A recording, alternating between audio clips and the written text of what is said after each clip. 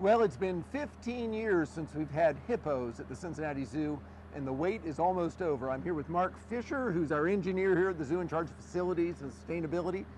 And I'll tell you what, this hippo pool is going to really be something.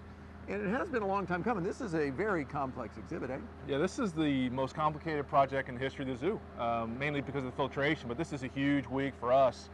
This crane is here set up to install the glass. So this will be the glass viewing where people will be able to get nose to nose with the hippos.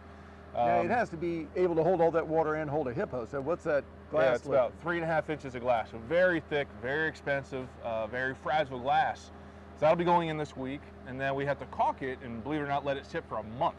And then we'll fill the water up in about a month. Yeah. And we got to let that water sit for about another month to get the pH right and all the water quality issues right, and then we'll be ready for hippos. Now, that's going to be the pool. It'll be 8 feet deep, about halfway up the glass, right? So when people are there, they can see them underwater and above the water. Now, both you and I have been lucky to go to Africa, and you see hippos, and they're inspiring, and they're big. But man, is that water dirty. Here, people are going to look through glass. So how's that going to work? So what we'll see here in a minute is the filtration building, which is bigger than the exhibit. Yeah. So it's quite an effort to get that river water looking good. Now, Mark is the person who's led the charge in turning us into the greenest zoo in America. We use less water, less energy than we used 10 years ago when you started. Even this fancy exhibit, there's sustainability pieces, right? Yes. So the bad news is a hippo exhibit is the most energy, water-intensive exhibit you could possibly build. So going into it, we thought we need to do everything we can to keep those usages down, down, down. So a couple things that you can't see, the public won't see, but behind this wall right here, is a couple very large rain tanks, which are connected to our huge rain tanks under the painted dog exhibit. So every gallon of water that goes through this system will be from the rain. So that's huge, every gallon. Yeah. So not only will that allow us to use much less resources, that'll save us with our monthly water bills.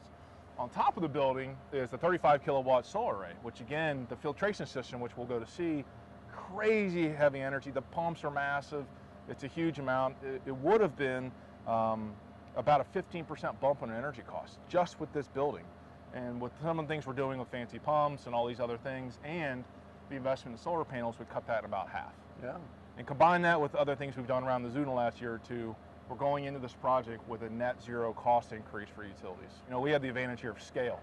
Like a lot of things are tough in a residential scenario because they're very small, we have big. I mean, you would never put a 35 kilowatt array in your house because your house isn't big enough. But when you couple the easy things like the LED lights, the more difficult things like the solar array, and you combine it all together, you get what we have, which is a scenario where 2005, we use 20% more power than we do today. Yeah. And that's with all these new buildings. Yeah. I mean, it's really paid off very well and allowed us to live our mission as a conservation-based organization. That's right. So Mark, you've got to be kidding me. This thing is outrageous.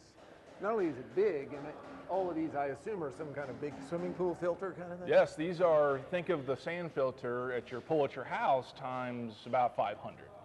So these are 7,500 gallon tanks each, and this is where the sand is. And this polishes the water, but the actual big work happens over here where we screen out a lot of the poop and the hay. Okay. Because if the poop and the hay gets in the sand filters, it gets clogged up and you got big problems. So you want to pre-filter the water to get the big stuff out, and we'll take that material and we'll look to compost it. Then it comes into all these different fractionators and all this other stuff and gets polished more. And when I say polish, that means clean it up. Yeah. The more you polish it, the cleaner it gets. The sand filters are almost the last stage where it gets that final look like swimming pool water. And we have ozone and other different things, but this is kind of the horse of the whole thing here. And imagine all these different systems to push water through them needs huge pumps. So that's why they say hippo exhibits are the most expensive to build and to maintain and operate. And this building is why, standing right here. Well, I'll tell you what, it's an exciting time. This is a big project, but we're looking forward to our hippos coming here. Hopefully we'll end up breeding them. And come this summer, when you come to the Cincinnati Zoo, you'll see the hippos themselves in a fancy new pool.